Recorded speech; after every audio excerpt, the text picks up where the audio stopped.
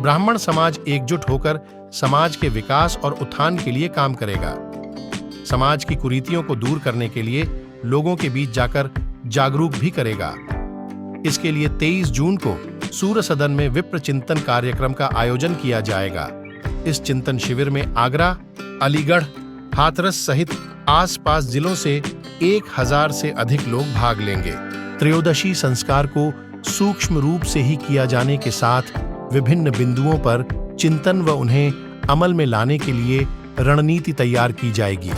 शिक्षा के क्षेत्र में ब्राह्मण समाज पिछड़ता जा रहा है। घर की मजबूरी हो या कोई और संकट, हमें इसके बारे में भी चिंतन करना होगा। जहां पहले 90% समाज के बच्चे उच्च पदों पर रहते थे, आज की स्थिति किसी से छुपी नहीं है। जो 23 तारीख को जो चिंतन शिविर का आयोजन हो रहा है सूर्य सदन में, इसमें हमारा समाज, ब्राह्मण समाज जिस दिशा में जा रहा है, कुछ कुरीतियाँ समाज में धीरे धीरे फैल रही हैं, कुछ युवा लोग भटक रहे हैं। हम छोटे छोटे संगठनों में डिवाइड हो गए हैं। शहर में 70-80 संगठन चल रहे हैं, प्रदेश में पता नहीं कितने सारे संगठन हैं।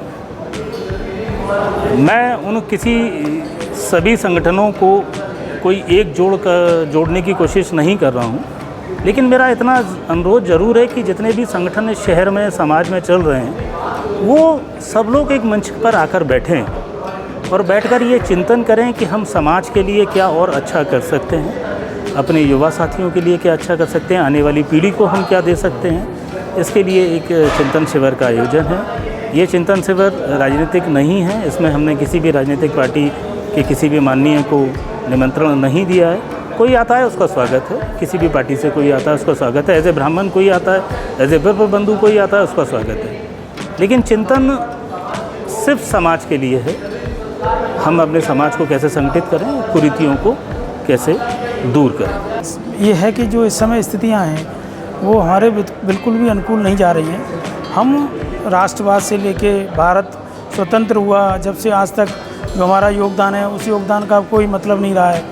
लोग हमें एक हे दृष्टि से देख रहे हैं। आज हमारे समाज में कुछ कमियां आ गई हैं, उन कमियों को दूर करने के लिए आज हम कोशिश कर रहे हैं। किसी की अन्य को हम गलत नहीं बता रहे, ना कुछ कह रहे हैं। हम अपने आप में सुधार कैसे करें, शिक्षा के क्षेत्र में, जहां आपसी झगड़े हैं उन झगड़ों को निपटाने के क्षेत्र में। तो ये भी एक राष्ट्र का ही काम है। ऐसा नहीं है कि इसमें किसी को भड़काने या इस तरह का कोई काम हो। तो इस तरह के कुछ कामों को लेकर हम 23 जून को सूर्य सदन में एक कार्यक्रम करने जा रहे हैं। उस कार्यक्रम में एक टीम काम कर रही है, उसका कोई नाम नहीं है और न कोई अध्यक्ष है न कोई है। उसी तरीके से हम उस कार्यक्रम को करेंगे और सभी से मेरा आग्रह है कि ज़्यादा से ज़्यादा संख्या में देखें और अन्य समाज भी इससे कुछ सीखें कि हम जो करने जा रहे हैं क्या वो ठीक है। ब्राह्मण जब किसी चीज़ की शुरुआत करता है तो पूरे राष्ट्र के लिए करता है, और जो हम सूर्य सदन में करने जा रहे हैं पूरे राष्ट्र के लिए होगा ये, और सभी जातियों के लिए एक इतिहास होगा।